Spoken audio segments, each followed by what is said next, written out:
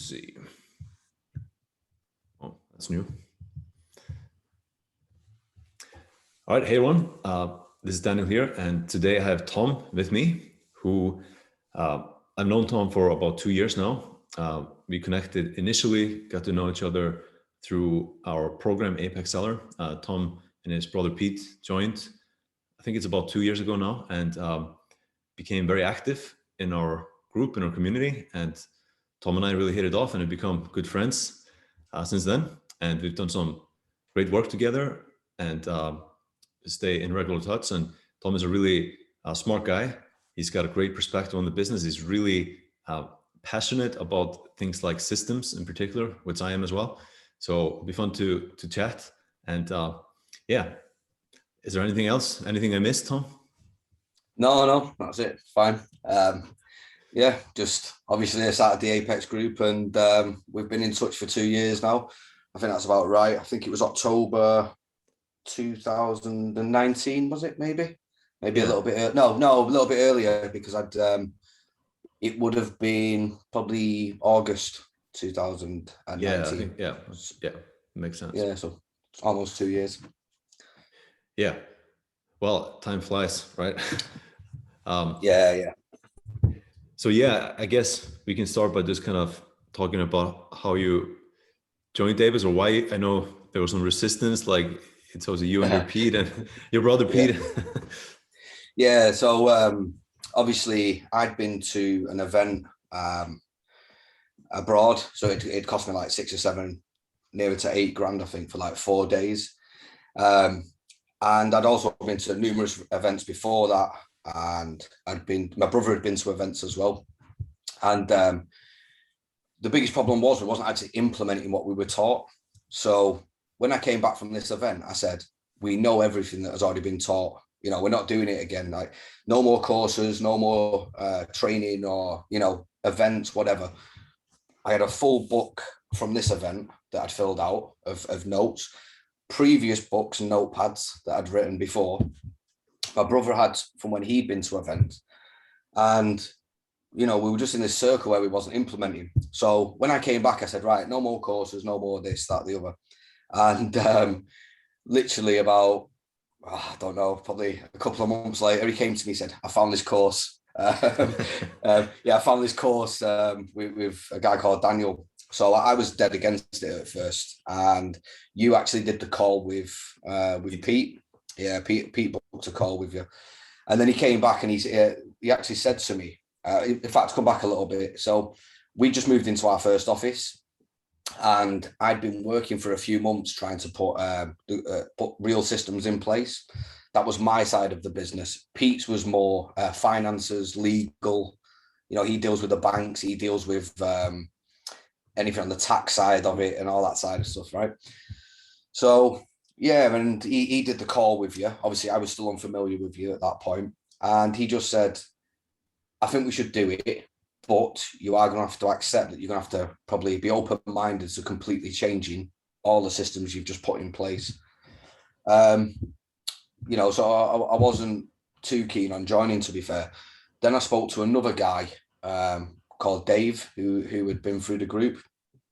And he reassured me that it was, he actually said that he had, what was it? I can't remember what part of the business, maybe shouldn't go into specifics, but it was, I can't remember if it was advertising or if it was negotiations or something like that, where he said that he'd actually, kind of like earned his money back already. It was well worthwhile. So, yeah, so me and Pete sat down, we had the conversation, and we ended up joining. And I mean, stop me if I'm going on too much, but yeah, so we kind of just got into the office, and in October, we was going to Canton Trade Fair. So we literally crammed in the whole of the supply chain and the PPC section. So it came at perfect time for us. And also there's a small part about negotiating with current suppliers and new suppliers. So that I made that my main focus point. We left one of the girls in the office with the PPC section. She studied that while we was away. And that was it. Off we went. So we went over to China, and that was that was kind of our introduction to Apex, if you like. So. Okay, got it. And obviously, I guess we forgot to sort of cover that, but you also been selling on Amazon, you and Pete, since like 2015, right? Yeah, so 2015 we started to take it more serious. I think 2014 was when we started it. We actually went through a course at the beginning. I forget the name now, but yeah, so we went through one of the main courses. It was actually Pete and his wife who started the business, and then I think after about 6 months, 12 months, Pete just said to me, you interested? And that was when I jumped in. I can tell you about the first product if you want. Sure. Yeah. So the way we came about it was me and Pete, we used to be airport transfer drivers over in Portugal, and I drove to the top of this mountain and parked my bus up while I was waiting for a job, and I jumped in the back and I had a few hours sleep. But when I parked up, I was in the shade, right? So the van was in the shade when I'd gone to sleep. When I woke up an hour or two later, it was like 40-degree heat, direct sunlight, and I was roasting. So anyway, I jumped up, jumped in the front of the van, and I couldn't touch my steering wheel. It was that hot. So this was at the time when we just started thinking about our first product. And I thought, if I could create a steering wheel cover that protects your hands from the heat, then that's like it's something that's familiar to me. I know it would benefit me. So anyway, I dropped the customers off, got my little notepad out, drew it out, shown Pete, and he went, right, let's go for it. So we went on to something like Alibaba, just one of the basics, and started talking to a few suppliers, found the steering wheel cover, and we just launched it. A couple of hundred units, maybe 1,500 or something like that. Anyway, after about 6 months, it was the best seller on Amazon.com, and it was selling like 100 a day, 150 a day. We ended up with like 2,000 reviews. This was our first product, and everything was just flying, and it felt really good. But yeah, then it all came crashing back down as well. So, right. But it does feel good when it's more like your own idea, right? Yeah. And so obviously then, you had a bit of a roller coaster, but basically you reached about 7 figures 2 years ago, and now you're obviously you have about doubled the business since you joined Apex, I think, something like that. Yeah. So we joined, like I say, probably July, August 2019. At that point, I think we'd done probably about 980,000. That feels right. Anyway, it could have been just ticked over 1 million. I don't feel like we actually cleared the million, but yeah, it's about 980, I'd say. And the following year was 1.715, so 1.7 million. So that was after joining the Apex course. And then this year, we are probably pretty level. So like we got quite a boost last year through, that thing that happened around the world, the old pandemic. Right. Yeah. So we got quite a boost from that because we sell certain products that are useful during lockdown. So yeah, we've seen a sales boost from that. But now that's been disappeared, we've actually seen that our sales are still consistent. So we went up to about 1.715 million. This year, I checked yesterday or the day before, and I'm sure we was on about 900,000 for the last 6 months. So in theory, we should do 1.8. But obviously, you'll know yourself, Q4, you do see a boost in sales. So, I'd like to think that we'd do like 2.2, 2.3 million. Nice. Just depends on, obviously, the inventory limits at the moment. So, right. And when you joined Apex, you were obviously doing well at that point, but you were still struggling with some things. So maybe just tell us a little bit about the main reasons why you signed up and what you were going through at that time. Yeah, so we just moved into an office, and like I say, me and my brother, we had our own roles in the business, but they were unclear what they were. They were unspoken about. Our systems didn't work. We had no calendar. It was just we freestyled it. So, for example, Pete was doing PPC at the time, and No, he wasn't actually. I think we'd hired someone for the PPC when we joined Apex. Yeah, you had like Anyway, third party. yeah. So we had an agency in at the time. Previous to that, Pete had always done PPC and inventory, if you like, to an extent. I was doing like the KPI reports, which we used to call it Know Your Numbers, KYN. So I used to do the Know Your Numbers. And yeah, and images and listings and keywords. That was my side of things. Yeah, and just general maintenance of the product. Anyway, so when we actually moved into the office, the issue was my side of the business was in my head and Pete's side was in his head. So I'd say, because the way it used to work was I'd be on a job driving, I'd phone Pete and say, oh, by the way, I've just spotted this. Can you, or I've just thought of this. Can you go and do that? And it would be vice versa. So we'd never see each other. We'd just phone each other as we pass each other, right?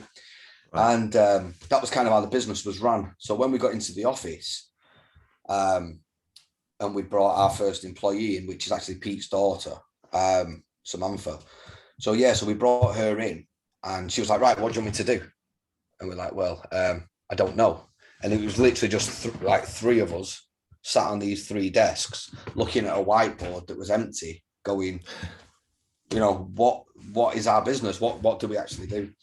So yeah, obviously when we came through Apex, it was kind of like, right, Samantha, you take care of PPC. I still do like the KPIs, which is the KYNs, the KPIs.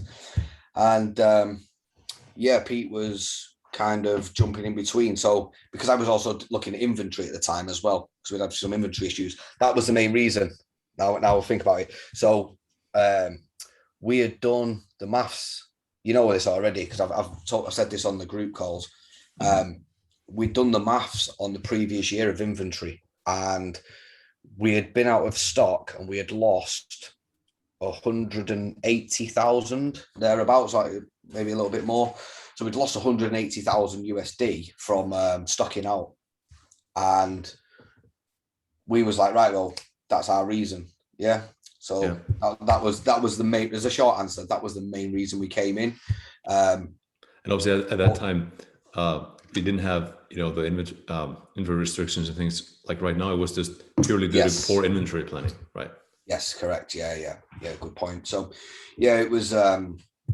We didn't have any inventory planning. The way we used to do it before Apex was we would kind of just be scrolling through the app and on the laptop, and we'd say, we wouldn't even say it. So like I say, never in the same room. So I'd be sat at my laptop and I'd go, we've got 1,000 units of them, and the average sales has been this, and I'd just divide the numbers and I'd go, all right, we've got 35 days left, of stock. And then you'd be like, Pete, what's the lead time on this? Oh, it's 50 days and then 40 days for this. And so yeah, so that was it. That was our system before. Obviously, when we moved into the office, you can't pass that system on of just saying, "Oh, randomly check." Right. So yeah, that was the main reason. But obviously, all of the systems rolled out, and you know this already. We've actually put all of the systems in. I think we're one of the few people that have actually used almost every system. So that tells me that either we're more relaxed, or just more willing just to go for it, or we was much worse at systems than everybody else that has come through the group, because we literally didn't have one in place. So right. Well, I mean, I think it probably has to do with execution as well, because at this point you're one of the best at systems. Like you have one of the best operations from time efficiency standpoint and things like that. Simplicity, obviously, you implemented supply chain things like inventory planning, but you also implemented the PPC systems and all of that, which is all great benefits from wins from with Samantha that's been running for you. And then just more generally systems and operations, which I know was kind of an issue for you guys because you were working all the time and things you and Pete, so you didn't want to do. But I guess we can kind of start talking about supply chain. So if we can kind of focus on these three things, I think, and maybe you want to just, because I know you've made some great, basically, you've really been able to own that system and use the inventory planning system very well. You've actually been able to improve upon it and really make it your own. So I don't know, do you have any things to share sort of on that and how you guys are using it and how it's been helpful? Yeah, so basically, I haven't mentioned this, but we've got Olivia now as well. So Olivia works in the business. So the way it works in our company now is Olivia handles Photoshop, she handles photography, and she handles the supply chain. And when I say supply chain, that is inventory management as far as when we need to be placing the orders. She places the orders, she tracks them in a report for us, and then she also deals with all the freight forwarders as well. So it kind of, and she does the landing costs and analysis. So she's kind of like anything to do with costs, the product and shipping, manufacturing, that is down to Olivia. Samantha takes care of customer services and PPC. So that's her side of the business. And obviously, if we ever come up with like a new task, that goes to Samantha as well. Me and Pete actually read the reports every Friday. So coming back to the inventory planning, the way first of all, we've said that this isn't a Bible, this is a guide, right? So we've took your systems and we have actually adapted them to suit us. So the inventory planner, so am I okay just saying exactly what the tool does and everything? I don't know where this is going. So essentially, right. So basically the DDLT, so your demand during lead time, your safety stock, and all the average numbers that come with that on the sheet. I know I'm pointing and there's no sheet there, but I'm just trying to like memorize the sheet. It's been quite a long time since I've looked at it. But once we had a full grasp of them numbers and the calculation that was behind it, we then adapted that to more suit our needs, if you like. So Olivia goes in there, and this is every Friday she does this. So she goes in every day or every couple of days and just adds the previous day's sales into it. Right. But then every Friday, 9 a.m., or we have our meeting about 10 a.m. every Friday. So before 10 a.m., she goes in and she just takes the average, the 7-day average and the 30-day average, and she drags that down. And then using the inventory planner, we can see then when the reorder date is based on 7 days, the reorder date is based on 30 days, and the stock out date as well. So we can get them 3 bits of information just by, obviously she drags it down. The column. So then we have created our second layer on top of that, which is a weekly inventory planner. So that's not from yourself, that's something that I put in place, because as we got more and more into it, we was like, well, the fact that we have to me and Pete keep having to jump into the sheets and look at them, it kind of defeats the objective of stepping away from the business, because we're still having to go in and mess around. So, and there's obviously a lot of data in there as well.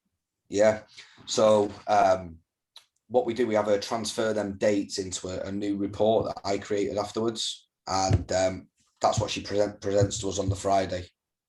Okay, so then like we can see the stock out date, the reorder date based on 7 days and 30 days, average sales. And that's for each SKU.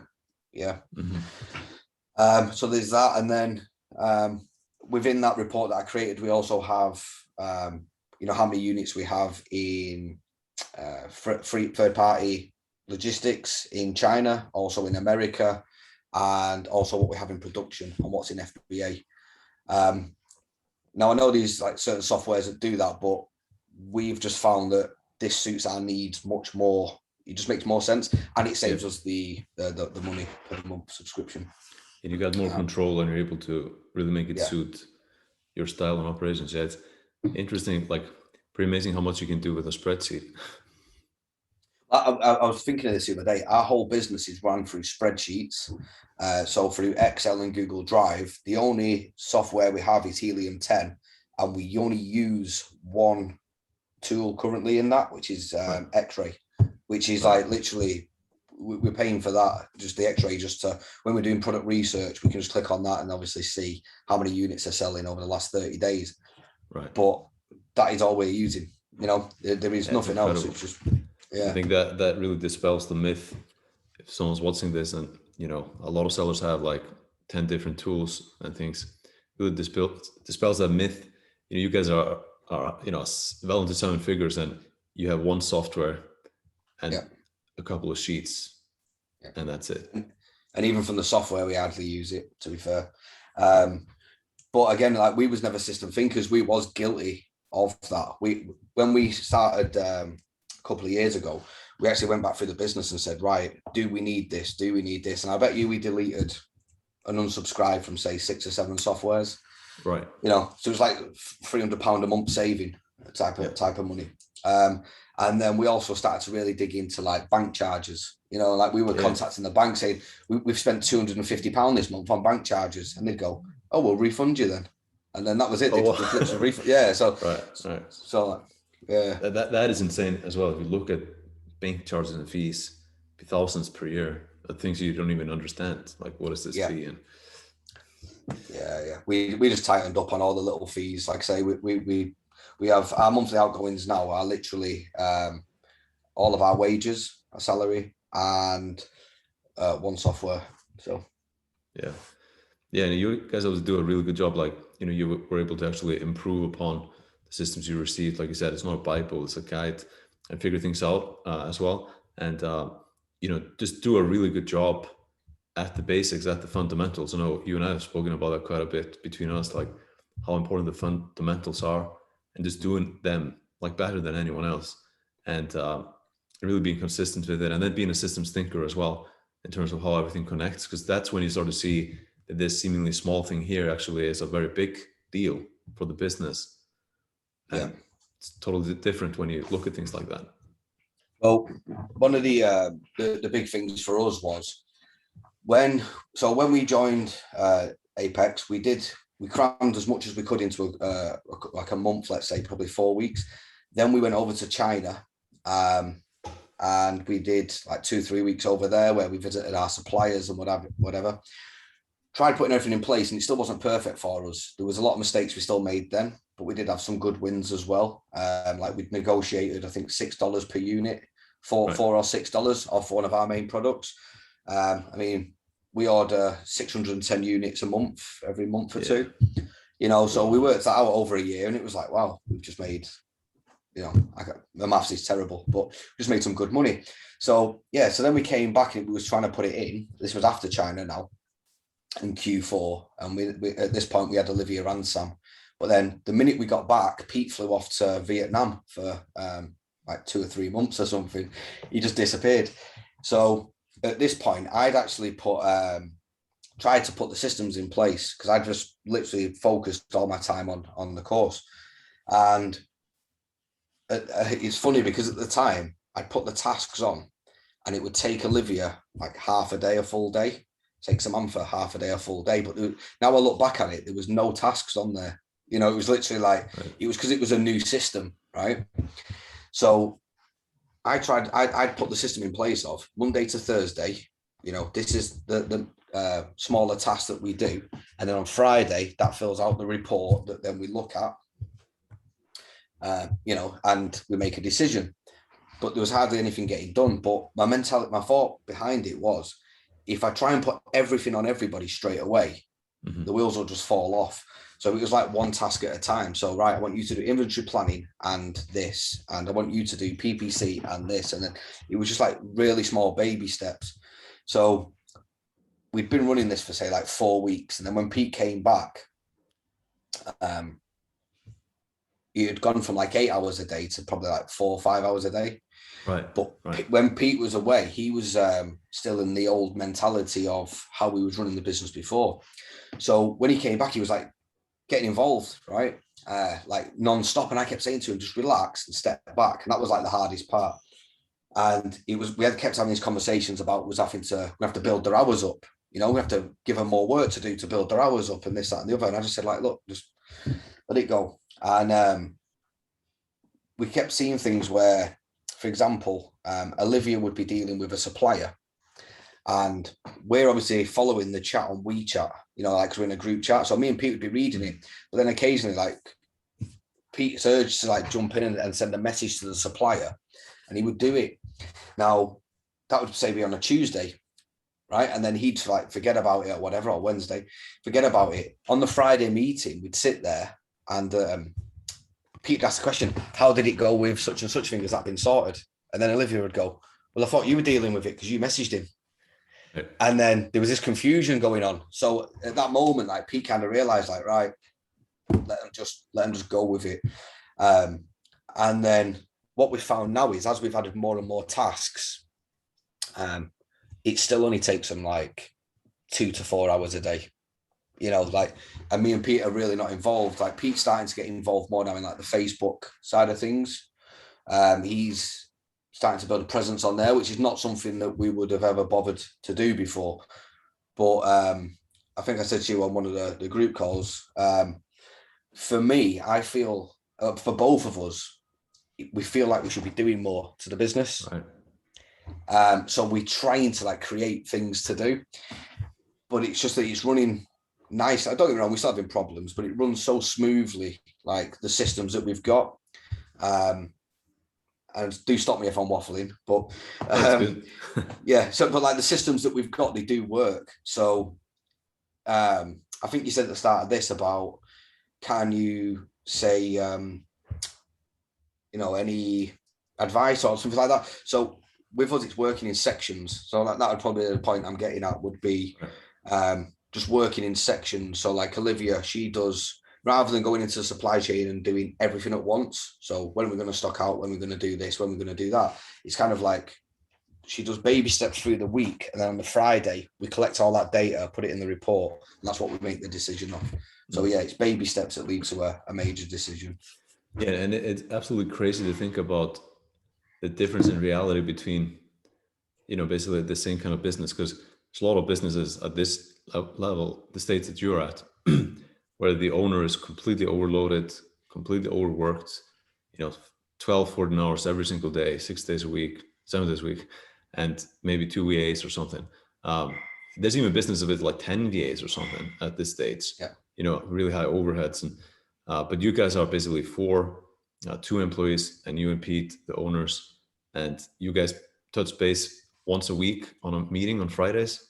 Yeah. And that's about it. And then I remember you coming on the calls and saying things like, hey, Daniel, what do I do now? Like, I don't have anything to do. Does it feel right? You know, like what, I feel like I should be busy. So I guess that's exactly what you were saying. Like, you just maybe you're trying different things now. Maybe I know you started working out more and stuff, and there's things you have space to do, but also like maybe trying something else like Facebook marketing or something. But yeah, it's just incredible the difference. Well, this shows what's possible. Yeah, I was going to say, we're not even doing Facebook marketing. And I do remember coming to you and saying, like, what should I be doing? And you just said, you know, basically, a lot of companies are guilty of this, of trying to create work just to keep somebody busy. Like, not just me, because me and Pete sit here saying we need to create more work for Samantha and Olivia. Yeah. You know, like we need to create more work for them. But then it's like, we've actually, I think your advice was, you know, just, does it benefit you in, I can't remember what it was, I've got it in one of my books somewhere, but like, does it benefit you in one of these 3 ways? So like, now we sit there and it's like, well, no, it doesn't. So what's the point? You know, like, you know, what's the point of just adding work for the sake of adding work, keeping people busy? If the business is running smoothly, it's running smoothly. But yeah, all Pete's doing is kind of going into, he created a Facebook page, and he doesn't write any posts or anything like that. And for anyone that is going to be listening to this, I wouldn't recommend doing this if you've got more important things to be getting on with. This is like the bottom of the pile for us, if that makes sense. But yeah, he created a page, and in his spare time, he doesn't write statuses or anything. He just shares other pages. Right. So if we let's say use the word dog, right? So it's a dog page, right? A dog fan page. He doesn't even write anything about dogs. He just goes to other dog pages and shares their post. And then in between that, we've started to like drop our products in there and say, what does everyone think of this image? You know, out of these 2 images, which one would you pick and why? And then we're getting some like good feedback from our like customer, well, not even customer base, but followers. And I think he's managed to build it up to like 6,000 followers in no time at all. We're doing not necessarily like giveaways or anything, but we kind of put on there and just say, anyone interested in one of these, drop us a message. And then, you know, they drop us a message, we tell them to go on Amazon and just grab one. But we don't ask for anything in return. You know, we're just saying, just go and do it. So right, and that's one of the, I guess, the, you know, reasons why you guys are able to run such a lean team and a lean operation without any noise, you know, just keeping things simple, even letting your team benefit. They're effective at their work. They've got some time off or whatever. Like, you actually let them reap those rewards. You know, just trying to be busy to be busy is because you've really been able to, and you in particular, you know, you're a really good systems thinker. So you've really been able to see what is actually important here. And you and I have both read The Goal. We're both fans of that book. I'm not going to try to say that guy's last name, but basically, one thing you told me in one of the calls I thought was really good, which completely came from you, is like, you know, there's basically two wheels that are spinning that are fundamental, that are key to the business: supply chain, advertising. Supply chain, advertising, PPC, basically. And you're basically trying to balance those two to create the best possible flow through the business, stay in stock, optimize sales. And that's about it. And it's such a good way to look at it. You know, that's really 80-90% of what this business is about. It's just having the stock, the product, and selling with a simple mechanism. The report that I created at the time, Olivia, the one that I said that she fills in on the Friday, and then that's what we sit down and go over in our meeting. Now, with that one, we've kind of got on the, let's say on this side is in production or orders just placed, and this side is in Amazon. And anything in between there goes like 3PL China, shipped, 3PL US, 3PL US, like we have a couple of 3PLs. Then it's like inbound and then available at FBA. So the idea is it starts here in production and then we move it across, we drag it, copy, paste it over as we go. And we've actually started to look at that as each product is obviously listed here and then across the top is where it is. But we've actually started to look at that as in like, where is the bottleneck in the business? So we look at each product as if it's its own business. So when it's in production, obviously we might say like 5,000 units in production, right? Now that is not a bottleneck because I know that is going to be ready because we have the dates attached to it. So I know that that's ready in like 2 weeks, let's say, right? So I know that's not the bottleneck because we've got 5,000. I don't need to concentrate on that section of the business because it's each SKU is its own business. But then when I'm looking at the available in FBA side, on the other side for that same product, I might have 3,000 in stock there. So I know that that is now the bottleneck because I'm overstocked in America.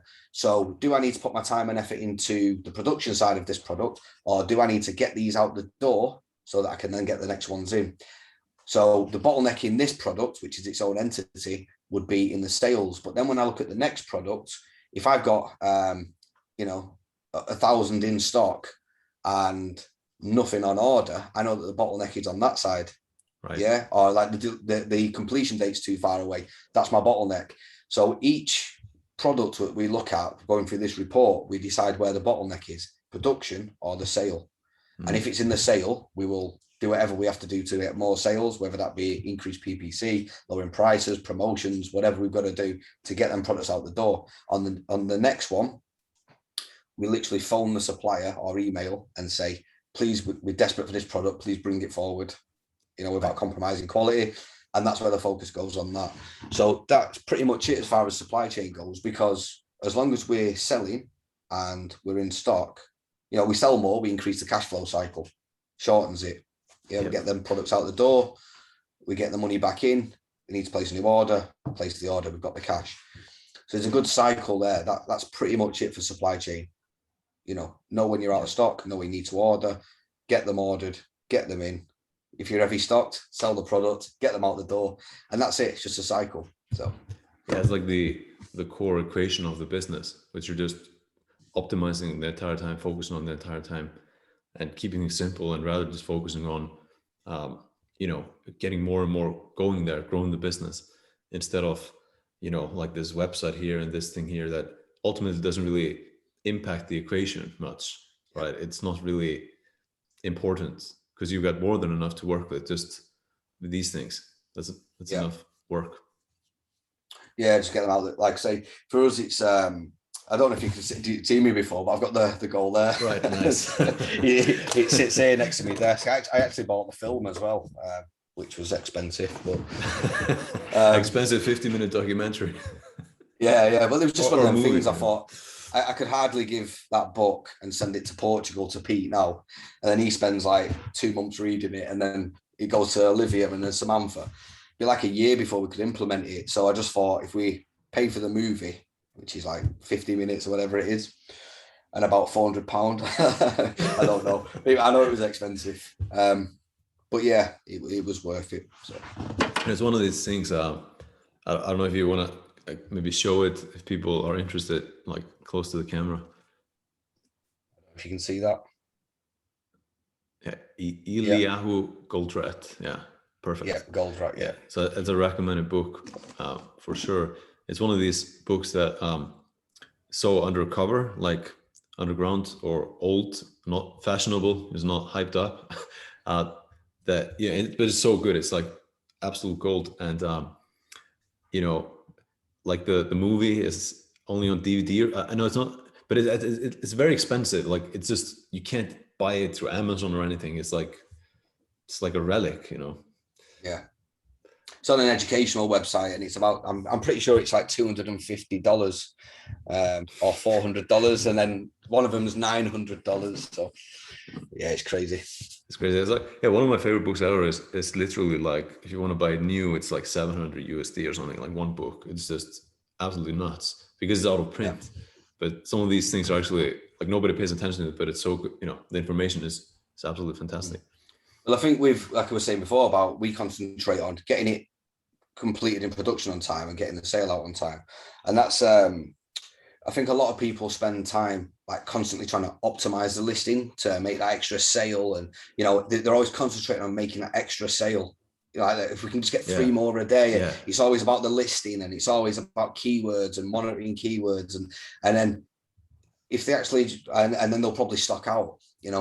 If they actually just concentrated on shortening production time and increasing sales and making that 2 different things there, your production and your sales, make sure them 2 things are okay, you would find that the 50 days a year that you stocked out of your product, just by staying in stock and concentrating on them things without optimizing and trying to gain the extra sale, you'd probably make more money because over a 12-month period, that's all that matters is staying in stock. Once you've got the production and the sale pattern correct, it's easier then to like say Olivia runs that. So now me and Pete can sit there and say, let's create a Facebook page. Right. It doesn't take away. It doesn't take away from the business. It's just something that we can now try and gain that extra sale. And as I said, we don't ask for any reviews. Like all these, the whole point of it was to get feedback from people. And what he's done is he's actually kind of just gone like, does anyone like his product? And then when someone says yes, we don't even really give them a discount. Might be minimal. But we don't ask for a review or anything. We just want people to take the products, probably, boost the ranking slightly. There's nothing to it. It's like I say, this isn't a main point of the business. This is just something we've decided to do to try and keep busy. So, right. And there's so much to it, like with the products and the quality, and I was adding new products, and then the key, and I'm sure a lot of people will think this now is okay. So how are you producing the sales? I know you guys very much follow the Apex systems on that, the process, the methodology, the philosophy as well, to keep that part of the business simple, but actually really strong. So do you want to describe like how you guys market the products? It's basically just like PPC, right?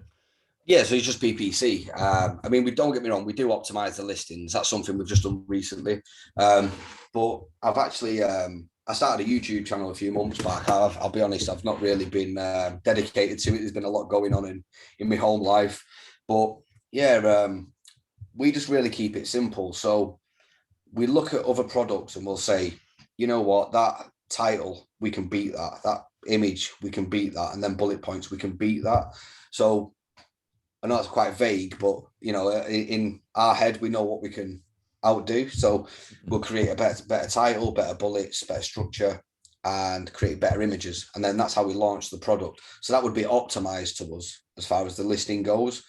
Then what we'll do is I'm probably not the best person to speak about this on PPC, but Samantha, like I say, I'll be honest with you, I've not really been through all the PPC training because I've no intentions of doing it.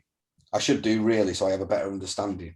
But you know, on an account level, I do have a good understanding, and what I don't know, Pete knows better than most people. You know, that's like his real strong point, Pete, where he can just look at a PPC campaign and go, yeah, that's the issue, or you know, this is where we should override it. Like, you know, that doesn't. We do, like I said before, it's not a Bible, it's a guide, right? So when Pete goes in there, we do stick to the structure of Apex as far as PPC goes, but sometimes he'll go in and say, because you're always going to know better than an Excel file, you know, that can do it so far, that can take you 90% of the way, but the extra 10%'s got a bit of common sense side of it where you look in 100%. There and say, you know, so that's where he comes in strong. That's his like real strong part for Pete. But yeah, as far as promotion goes, all we do is optimize the listing, how I said. So good title, good bullets, good image, and we just go wide on the PPC. So we're quite lucky that we're quite established in the Amazon world, so we can put a big budget up and we just go really wide. You know, like we can afford to lose £1,000 a week. Not afford to, but you know, we're stupid enough to do it. So we might like go really wide for the first 4 weeks, lose some money, and then once we dial that back in, that's when you actually become profitable. And you know, the way we look at it is yes, we might lose $4,000 on PPC this month. We might also lose $4,000 in underpricing the product, because this I'm talking about a product launch now. Yeah, right. So we're gonna launch at break even or a couple of dollars less than break even. Then we are gonna lose money on PPC to just get it out there because we just want to go hard straight away. And then when we dial back, that's when we, you know, and as we see our rankings improve and we become one of the best sellers and the reviews are there to back the product, that's when we increase the sales price and then we dial back in the PPC using the Apex system. I think it's culling or calibration. I'm familiar with the terms, but I'm not familiar with the process. But yeah, I know it's all the percentage base that she does. And that's pretty much it. And I know people are going to say, well, it's all right. You say you can lose £1,000 a week type of thing. That's true. But, you know, we've actually done this when we didn't have that to lose. We wouldn't have necessarily lost the £1,000 a week. Yeah. What we would have done in that point would have been, you know, we might have been willing to lose £100 a week. You know, so we'd have done it on a much smaller scale over a longer period of time. Whereas now we try to like just hit it, speed it up, you know, basically. Yeah, speed it up. And if, like, for example, you know, I don't want everyone to think that I know I've said about all the good sides of the business, but we've actually got a product at the moment that isn't selling. So I'm sat with like let's say about $110,000 worth of inventory of this product, which is just sat on a shelf in product. And no matter what we do with this bottleneck, the production side, I've got 5,000 units ready in China, and I've got, you know, a couple of thousand on shelf in Amazon, and I've got 3,000 in a 3PL factory somewhere in the US. So you're not going to order more right now. Yeah, so we're not going to order more right now. But so like we do have these issues ourselves. So one of the decisions that we've been talking about is when we lower the price to like $38, we lose a couple of dollars, right? But the way I'm thinking is we can increase the price and we go to selling 2 or 3 a day, right? And we make $2. It's going to take us 4 years to get our money back. Do we just continue to sell at the lower price, lose money, sell 15 to 20 a day and have the money back in 12 months, eight months, right? So in my mind, I'm sat thinking, you know, to have $110 sat on a shelf for 4 years, or do we shift that out the door, bringing 95,000 or 90,000 back in. So we've lost 20 grand, but then that 90 grand we can put into another product or a couple of new products that can then earn more in the long run, if that makes sense. So, I might be able to launch 2 products that can earn me 20 grand in a year. So, that's just wanted everyone to know that I'm not sat here trying to say I've got a perfect business, but of course, that's never the reality.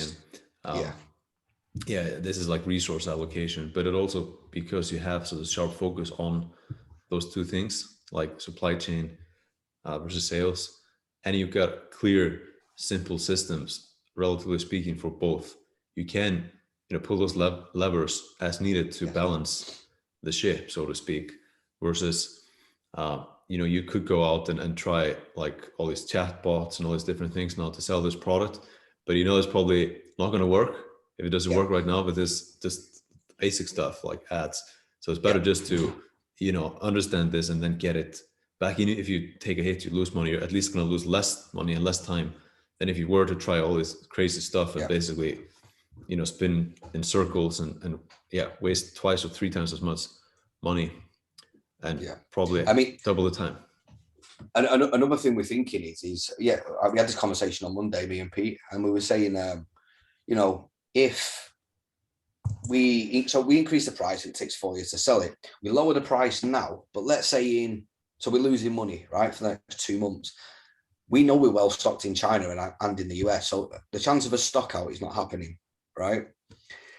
So let's say we lower the price and we're selling at a loss, but let's say in 2 months' time, one of our competitors goes out of stock. Because this is where the problem came in. The reason why we're overstocked, we was selling like we launched this product and we was making like 2 grand a week net profit, right? So then we reordered. This is another story. So we reordered like the 5,000 units.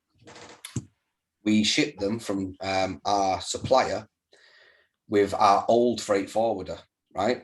Now, the old freight forwarder hasn't been paying her bills in China.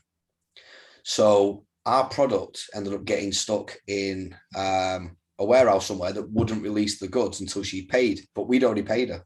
So we was now about we was like 60,000 out of pocket and then some. And them 5,000 units left us out of stock. Because obviously we're the same as everyone else. Everyone struggles with cash flow in this business, right?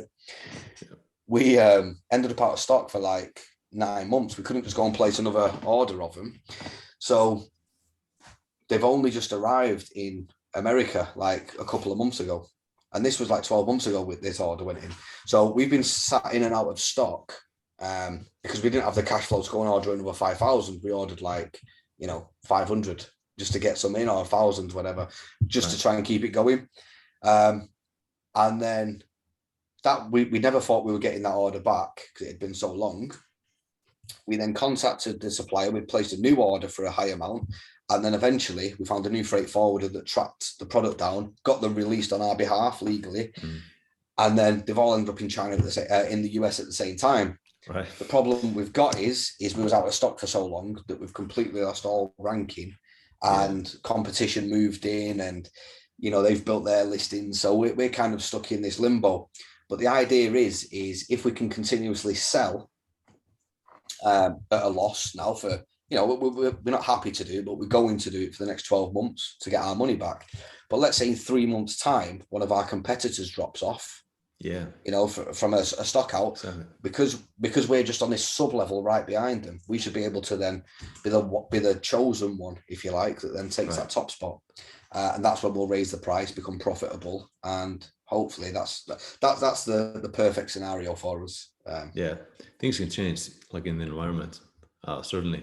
And I think this also speaks to like the benefit of focusing on, again, the simple things like staying in stock. Because momentum is a big part of the game here. And when you have momentum on your side, you are able to not stock out. All your competitors are stocking out, things like that. You have that advantage. This is a big one.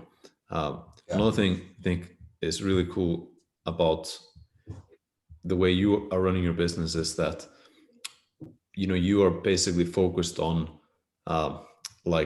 consistency and margin by keeping things simple, You're not spreading yourself thin. You don't have this massive overhead like a lot of sellers at this stage, because you just keep it lean and simple. So you're able to, I think, be more flexible based on what I've seen, just fast to difficult situations and things like that, and move quickly.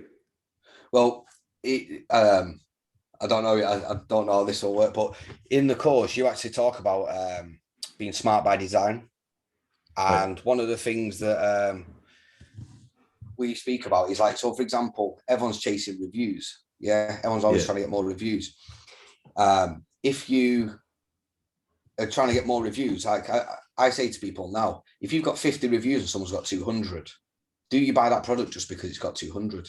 You don't. If as long as it's got some social proofs of 50 reviews and this one's got 200, but you're both 4.5 star products and you've got just as good an offer or better, then there's no reason for them to buy that one. They'll just buy yours, right? Mm-hmm. So rather than ask for a review on an insert, if someone is continuously asking a question to customer services, which is then tying up that customer service person, why don't you just, so this is what we actually do now, or try to, we are quite slack on it, I'll be honest, but if someone's asking Samantha a question about a product, we will then print the question and the answer on the insert instead of give us a review and place that at the top of the product. So now it frees Samantha up to spend more time on the PPC. And what I was getting at there was our old freight forwarder, when you're saying about how important it is to stay in stock, our old freight forwarder, right? We'd worked with her for years and she was a massive step up on the previous person we'd used. Okay. Mm-hmm. Now, when we moved into the office, we were like, every Friday or every Thursday, can you fill in this report for us and send it back? Which was an update of location of where every product was. We would ask for the ship number, you know, the reference, so we could track the ship itself and all this type of stuff. And she was just a massive pain in the backside and it never got done. And obviously that ruined it for the Friday meeting then, because we wanted to go over that report and identify where everything was, right? Since this, and obviously she messed up our issue with, and they said the product name then, but that product disappearing for 9 months or whatever it was. So during that time, we unwound from her and we found a new guy. Now this new guy is literally like doing four people's jobs. Like he doesn't work for us. We don't pay him a wage or anything, but every single week, we don't even have to ask him. We get a full update of all the shipping references, where the products are, what delays, where we should ship to, you know, why we should ship to this port rather than this port, because this one's got less congestion and this one will save us this amount. And he's literally took our supply chain to the whole next level just by working with the right person. Yeah, it's like, this is one of the main topics of conversation at the moment with me and Pete, is just how good this guy is actually, like, basically, it's like he's teaching us, you know, he's transformed our business. It's really strange. So it's like a wizard at shipping and freight forwarding. Yeah, to the point I've even said to Pete, why don't we get a little warehouse in China? Try and poach this guy from his company and put him in charge of our warehouse, and he can just ship it out as we go. So yeah, you know, it's one of the topics in Apex as well, as hiring A players. So this just goes to show, like, one really good person can change your entire business. It's not like, that is probably the most important thing of all. At the end of the day is who is working in your business, who's working the systems. Yeah, and we've like I say, we've got 2 people that run it full time. When we first did it, it was kind of like, right, Samantha, you do this, Olivia, you do this. And there was like, because Samantha's don't want to make this sound bad. How can I say it? Samantha will admit herself, she would rather just data tap. You know, that's why she does customer services. She'd rather just tap the numbers into a spreadsheet rather than actually doing the thinking around the numbers. Whereas Olivia would rather think about the numbers and do the equation rather than tap the data. So at the beginning, we was like, right, Samantha, can you fill this spreadsheet out and then send it to Olivia, and Olivia will go over it, and then but then we realized we were putting too many links in the chain. Like when we talk about trying to streamline it and keep it simple. So that's why we have the completely different sections. We all understand how to do each other's jobs now. So if Samantha decides, you know, she's having a week off, Olivia can cover that, and she does both supply chain and PPC. But yeah, it's that's why we removed that extra connection, if that makes sense. Yeah. So yeah, so we actually removed the need for all this communication in between and just streamlined the whole process. So yes, Olivia has to do the data tapping, but once she's tapped the data, she fully understands it by the end of the entering the data, and then she can make an informed decision from that. Yeah, it's like you've got more of a like organic setup where, you know, if they have functional ownership, basically, Yeah. they're able to own their areas. They know enough. They're capable enough to just take care of it. So it eliminates that communication and like creating a SOP that includes like 6 different people never work well, Yeah. etc. Right? You're able to keep things like people are independent, but they're still aligned.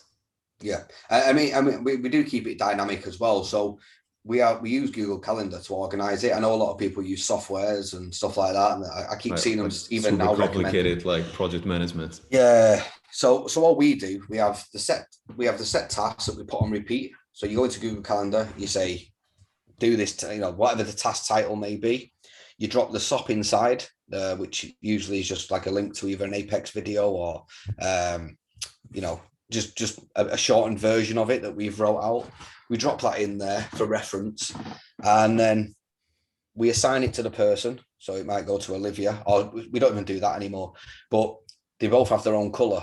So one is blue, one is purple. And then we change, and then so like it might be Olivia is number 1 and blue. So all Olivia's tasks start with number 1 dot, you know, landing cost margin analysis sheet, number 1 dot inventory planner sheet. So then they all sit next to each other on the calendar. So all the blues are at the top because it goes off alphabetical sorting. So all the blues are at the top and all the purples are at the bottom. So they sign into Google Calendar, and then they can just see the task. As the owner of the business, we can just go repeat. If it's every month, the 15th of every month, repeat, and then you can forget about it. You don't have to worry again, right? But when I say with dynamic is, if Samantha takes a week off, all you've got to do is just go in and change them all to Olivia's color. Right. Yeah. And because we can all see each other's tasks still. And again, I've said to the girls as well, you know, Olivia, if you end up being too busy with Photoshop this week, or you've got an extra task, you know, you two have got the power between yourselves to say, please, can you cover me and do this? And then you can change it into that color, you know, as long as the task. And then another thing I missed out is when they've completed the task, they change it to gray. Right. So they have, so we can actually look through the week, and then you look at the calendar, and there might be a task on like Wednesday, and rather than come to me on Wednesday and say, we don't know how to do this task, they can just skip it. And then on Friday, you know, we look at the calendar or whatever, and you can see that one's still purple or that one's still blue. You can say what was the issue, or they can bring it up to you as well. This is so brilliant, man. Like, this is also something you guys came up with, but basically you're running like a $2 million business, like 7-figure business. It's another myth we're dispelling here.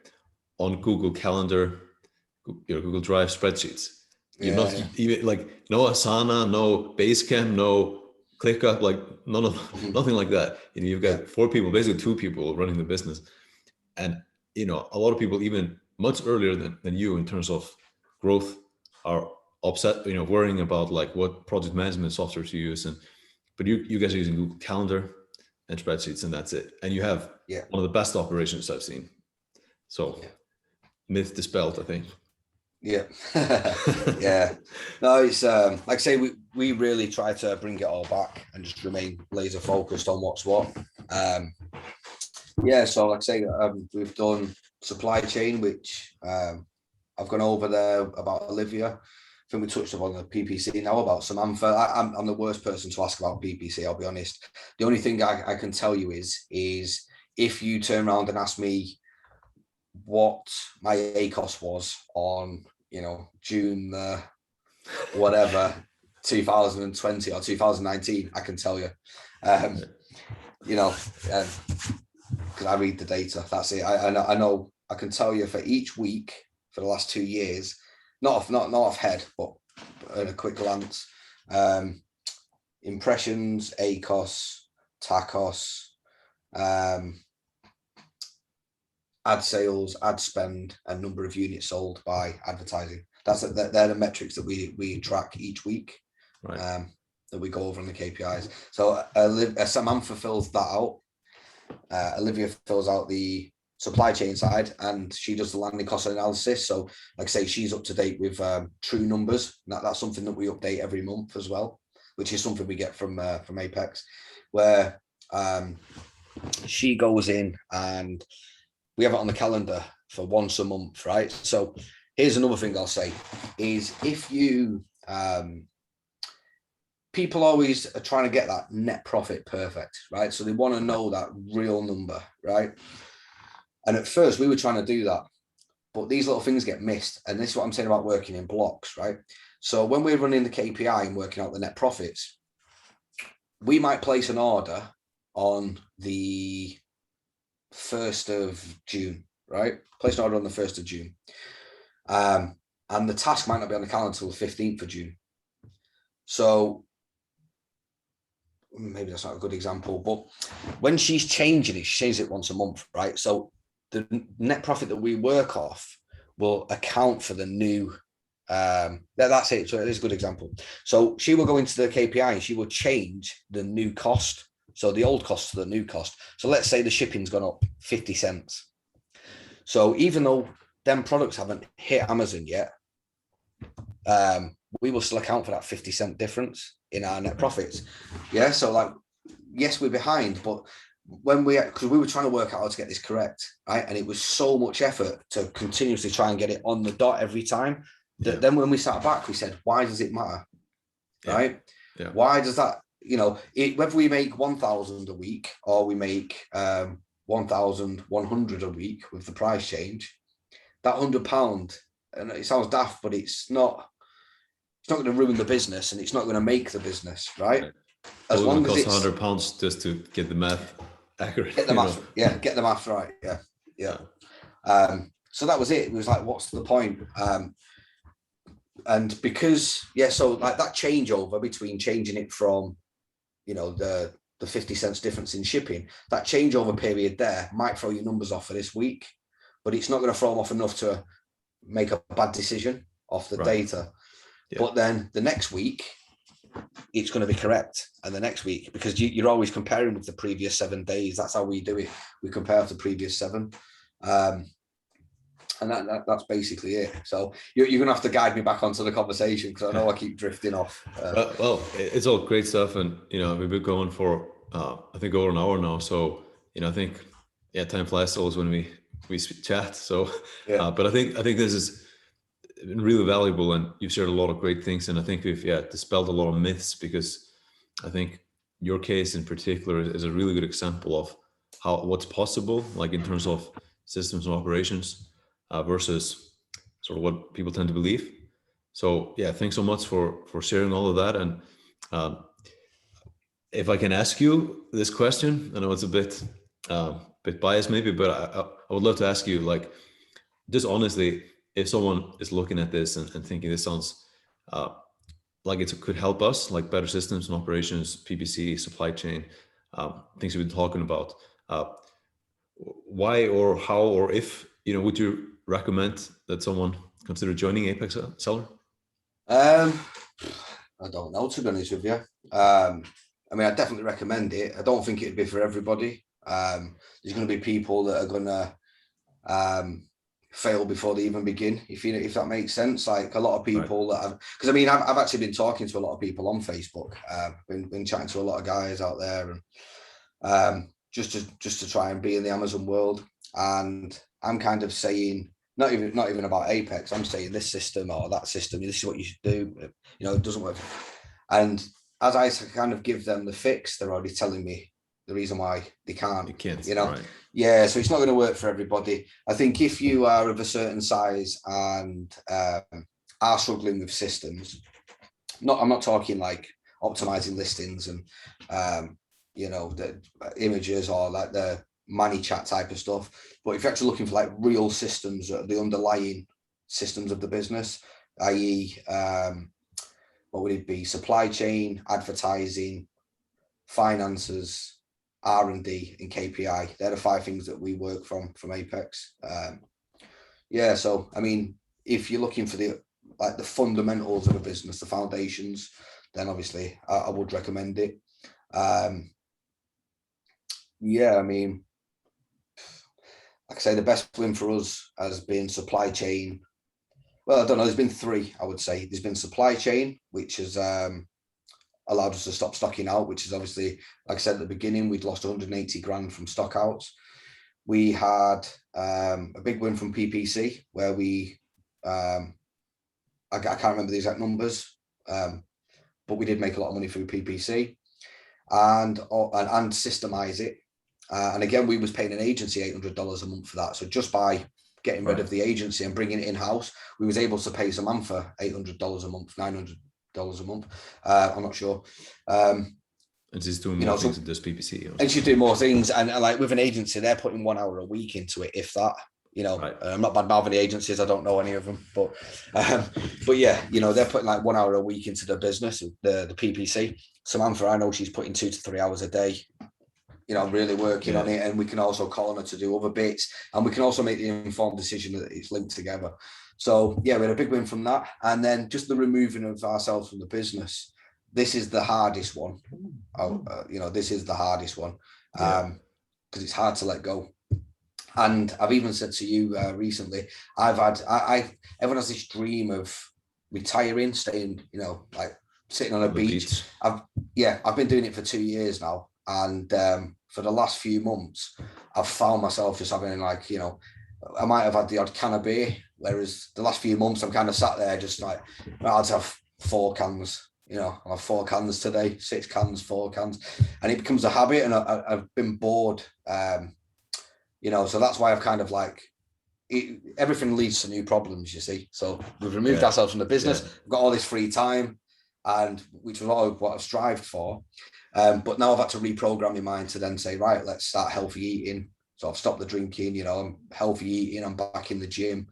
So, everything's just nice again. So to keep yourself on track, there's always the next level. Yeah, exactly. And like I say, just the KPI, it was so basic, but that's allowed us to remove ourselves from the business. So yeah, it's them 3 things, I would say. Yeah. Awesome.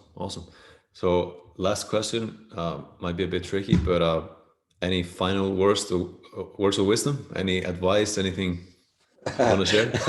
I don't know. I think I've done enough talking. Yeah, I'm not sure, to be honest. Just keep going at it. And another one I'll say that's important is don't believe everything you see in the Facebook groups.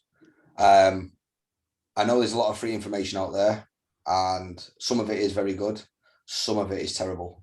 I see. Actually, I'm quite active. I don't really go into the Facebook groups and get too involved, but I do see a lot of the notifications come up on the news feed, and I might click on a question. And a lot of people giving advice are not really in a position to be giving advice, I would say. Some of it is very, very bad. It's newbies leading newbies, which can be dangerous. Blind leading the blind, basically. Yes, blind leading the blind. So that would be probably one of the biggest things. Like I say, and just do your research on who's credible and who's not. Because, like I said, the Facebook thing would be the biggest thing. And just give you an example, there was a guy who reached out to me and asked for some help last year. We became fairly good friends, started talking, and he told me that he'd lost $20,000 on Amazon, by just making big mistakes, and he'd made a loss. He didn't really know what he was doing. He wasn't running PPC. And when he added me as a friend, I'd never really seen him in the groups. But when he added me as a friend, obviously every time he posts in a group, I get a notification type of thing that says your friend has posted. So I click on it, and he'd be like posting, giving advice out. Right. Yeah. And I knew that at that moment he wasn't actually selling any products. I knew that, he'd lost 20 grand. He's got no revenue. His previous revenue was almost non-existent.